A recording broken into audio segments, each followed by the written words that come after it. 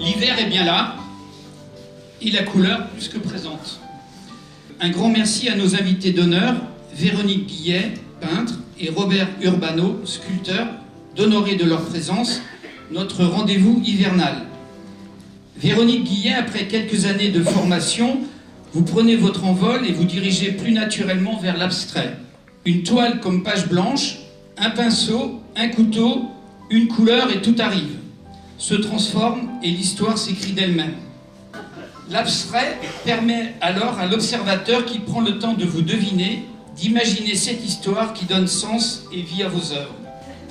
Robert Urbano, après avoir découvert la sculpture chez un professionnel, vous prenez conscience de ce mode d'expression qui devient alors pour vous une véritable passion et le départ de votre expression artistique.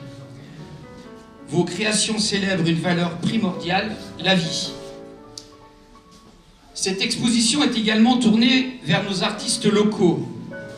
Je n'ose utiliser le terme d'amateur lorsque je découvre les différentes œuvres exposées. Au fil des années, les apprentis sont devenus des artistes que l'on peut qualifier de confirmés.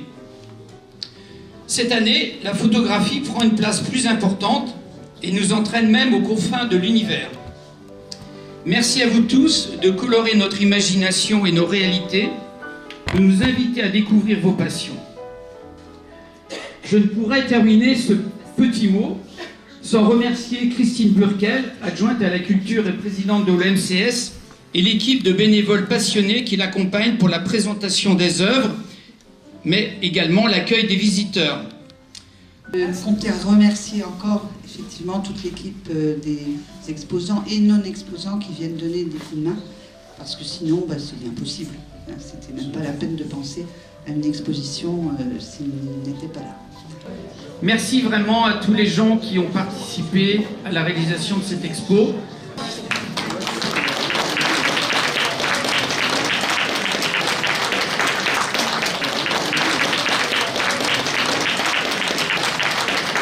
Votre passion, entre autres, aujourd'hui, c'est la peinture.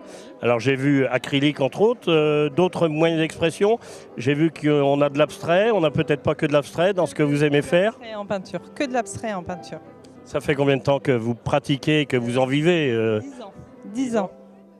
C'est un plaisir de peindre, un plaisir de faire découvrir, et mon travail ne vit que par le regard des autres en fait. On a toujours des échanges très sympathiques avec les visiteurs, toujours un regard soit critique, mais c'est toujours très agréable. Je donne toujours un titre à mes toiles, à mes œuvres. Pour moi, c'est une façon de les baptiser, de dire ça y est, elles sont terminées. Par contre, lors des expos, je n'affiche pas toujours mes titres parce que j'ai l'impression que j'oriente les visiteurs. J'oriente le regard des visiteurs à travers mon titre. Et peut-être même eux voient-ils autre chose malgré le titre? Les gens voient souvent, quand on ne met pas de titre, voient autre chose. Je leur demande qu'est-ce que vous voyez. Parfois la même chose que moi, parfois non. Mais avec le titre, on les oriente quand même beaucoup. Monsieur le maire disait tout à l'heure que finalement c'est par la visite d'un sculpteur que la passion vous a pris. Oui, tout à fait, oui, Claude Bertrand. Alors moi j'ai des expositions personnelles, bien sûr, toute la région nantaise et puis la façade atlantique essentiellement. Bon, je fais des incrustations au centre de la France, au niveau de Tours, Thouars, enfin jouer les tours plus exactement. Avant de vous prendre sur la sculpture en termes de passion, vous faisiez quoi?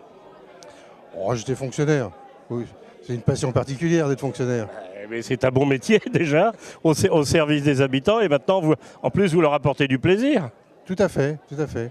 J'ai été longtemps au service de gens, maintenant je fais une autre expression qui est aussi au service des gens.